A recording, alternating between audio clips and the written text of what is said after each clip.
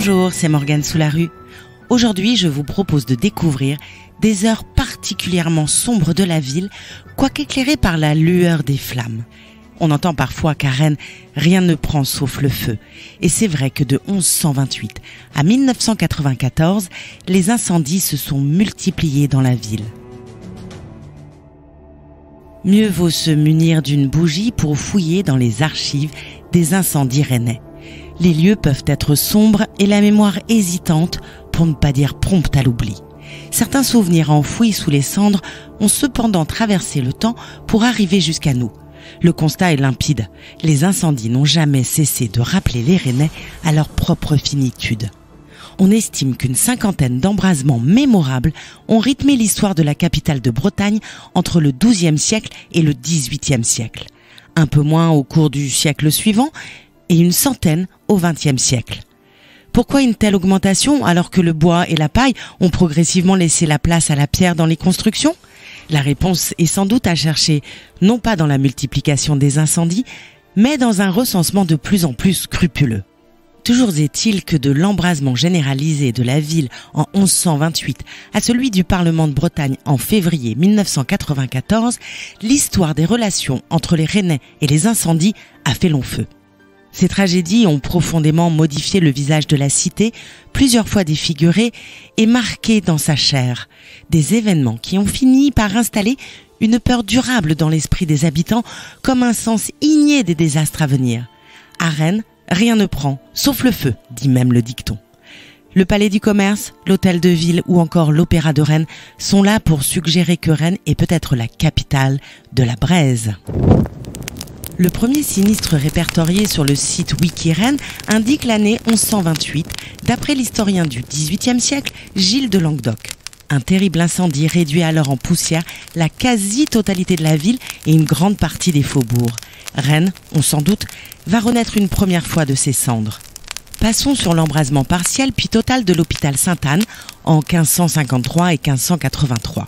Sur l'explosion d'un baril de poudre dans la halle de Carthage en 1611 ou 1612, puis l'incendie de la rue Baudrerie à 2 reprises en janvier et juillet 1657, pour suivre le feu à la trace jusqu'à ce 18 mars 1665. Ce jour-là, un brasier détruit presque intégralement les bâtiments de l'abbaye Saint-Melaine, sa chambre commune, son vestiaire et sa bibliothèque. Après le désastre, l'abbé Jean d'Estrades fait reconstruire le manoir abbatial, reconverti par la suite en palais épiscopal.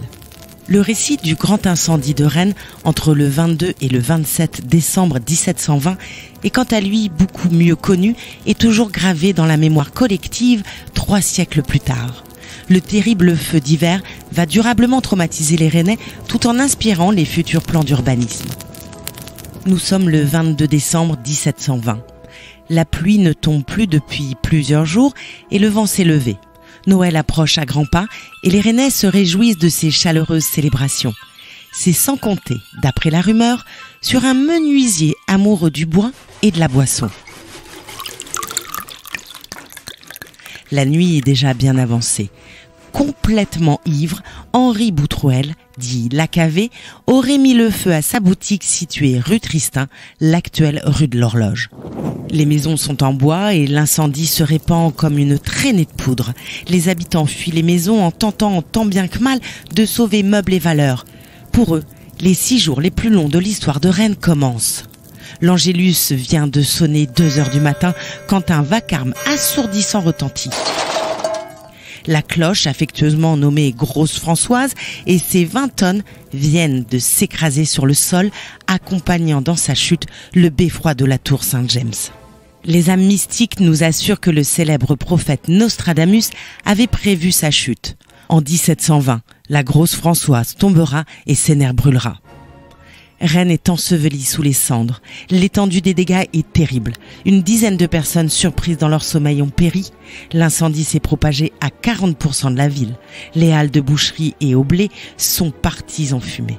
Au total, 27 rues, 5 places publiques, l'hôtel de ville, le présidial, la Grosse Françoise et plus de 800 maisons sont détruites, jetant 2400 familles, c'est-à-dire un habitant sur 3, sur les pavés rennais.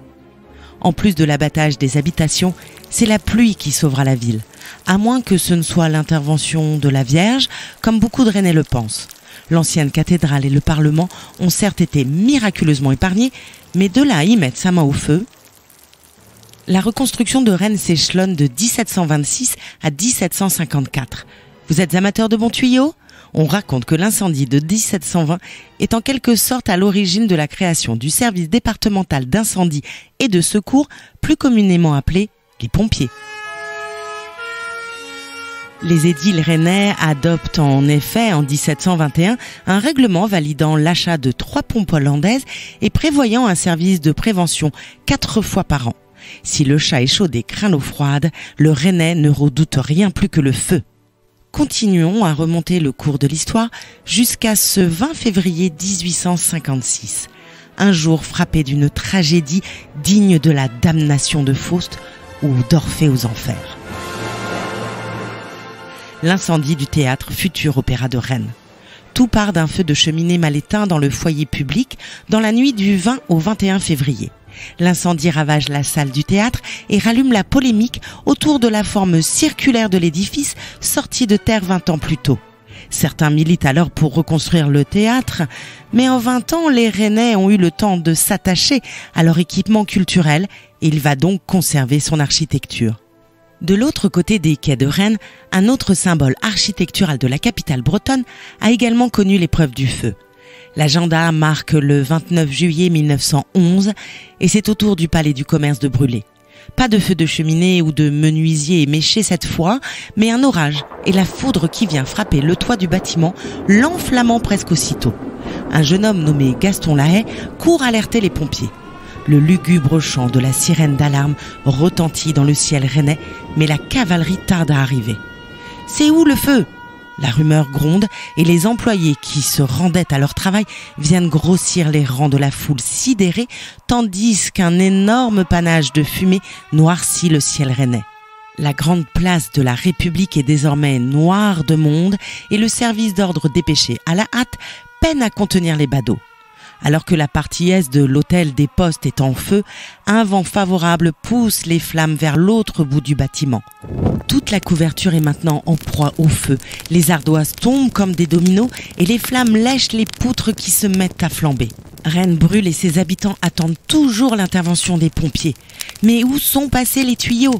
3 pompes à eau finissent par arriver et les lances se tendent en direction de l'immense brasier. En vain. La pression de l'eau n'est pas assez forte et le jet vient mourir au pied des murs. L'horloge indique 14h30 et l'incendie commencé il y a 1 heure est à pleine puissance. Jean Janvier, le maire de la ville, est désormais sur place aux côtés du préfet Saint et du célèbre général Lyotet, alors commandant du 10e corps. Il est 15h, on sort la grande échelle. La foule pousse un cri. 2 sapeurs y vont de leur frayeur après un violent coup de vent. Le bilan est terrible. L'aile droite est totalement détruite, comme la toiture et le 3e étage du bâtiment central. Après le feu, l'eau se charge de dégrader le reste de l'édifice et on estime la facture à 600 000 francs de l'époque. Construit au lendemain de l'incendie de 1720, l'hôtel de ville va connaître un triste retour de flamme exactement 3 siècles plus tard, dans la foulée de l'incendie du palais du commerce. Dans la nuit du 13 au 14 novembre 1920, vers 2h du matin, un agent de police donne l'alerte sur le sinistre qui a débuté sous les combles dans l'aile sud de l'édifice. Les pompiers réagissent rapidement, mais le brasier est puissant. Il est alimenté par les milliers de dossiers des archives de la police entreposés sous les toits. À 3h30 du matin, l'incendie est à son paroxysme. Il ravage la partie sud de l'hôtel de ville. C'est ensuite le plafond de la salle des fêtes qui s'effondre, faisant voler en éclats vitres et lustres.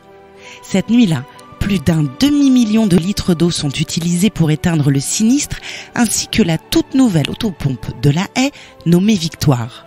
Sur la place, le maire Jean Janvier accuse le coup, comme l'architecte de la ville, Emmanuel Leray.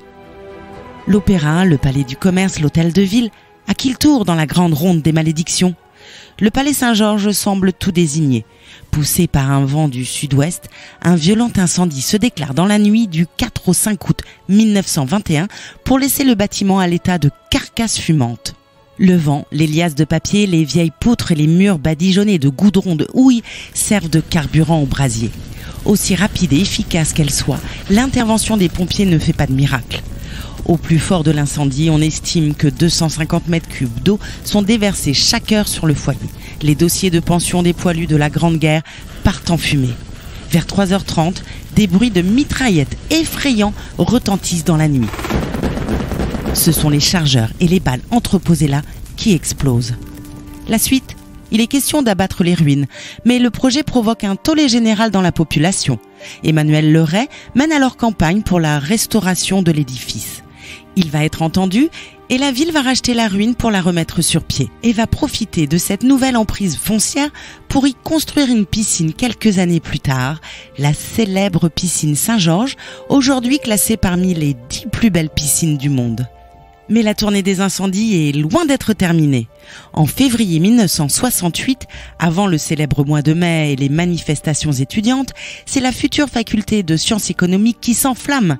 Le vendredi 23, le feu prend sous les combles de la maison diocésaine. Les bâtiments abritent à l'époque le grand séminaire. Par chance, ces 95 pensionnaires sont en vacances. Le dernier épisode que je vais vous raconter est certainement le plus sombre avec la tragédie de 1720. D'abord parce que l'incendie a touché le Parlement de Bretagne, puissant symbole rennais et fierté de ses habitants. Ensuite, parce que celui-ci est venu ponctuer une journée de violence comme Rennes en a rarement connu. Si vous avez manqué le début, en 1994, la baisse des prix du poisson et la concurrence des autres pays européens entraînent une forte crise de la pêche. À l'occasion de la venue du Premier ministre Édouard Balladur, 4 à 5 000 pêcheurs se déplacent à Rennes le 4 février pour réclamer des mesures d'urgence. La manifestation dégénère lors de son entrée dans le centre-ville. Une fusée éclairante traverse le toit du Parlement de Bretagne et se niche dans la charpente en bois du palais.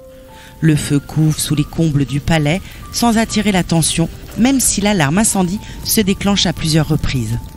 À minuit et demi, les 20 premiers sapeurs-pompiers arrivent place du Parlement et découvrent une charpente entièrement embrasée. Le réseau d'eau de la ville étant insuffisant pour alimenter les lances à incendie, des tuyaux sont déroulés dans la Vilaine afin de pomper l'eau. À 2h du matin, 150 soldats du feu et 16 engins sont mobilisés sur la place. Le bilan est terrible. Il ne reste plus que les murs de pierre, 2 pompiers sont grièvement blessés et le plafond de la salle des pas perdus, directement accroché à la charpente, est détruit. Après avoir échappé à l'incendie de 1720, l'édifice est cette fois rattrapé par l'histoire.